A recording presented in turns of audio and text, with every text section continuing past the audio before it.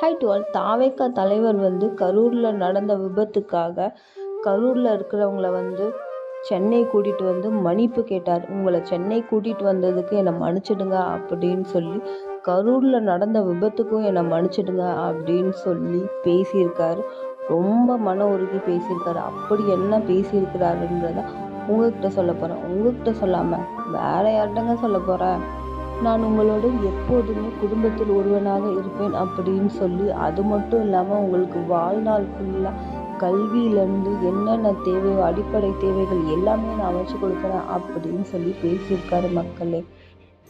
அது பார்க்குறதுக்கும் கேட்குறதுக்கும் அவ்வளோ சூப்பராக இருந்தது. அவர் என்னெல்லாம் பேசியிருக்காரு அப்படின்றது நானும் பேசி, அது மட்டும் இல்லாமல் இந்த வீடியோவை நீங்கள் எடுக்கும்போதே அதெல்லாமே எழுத்துக்களாக உங்கள் முன்னாடி வரும் மக்களே. மறுபடியும் வேறொரு வீடியோவில் நம்ம பர்ஃபெக்டாக சந்திப்போம். டாட்டா.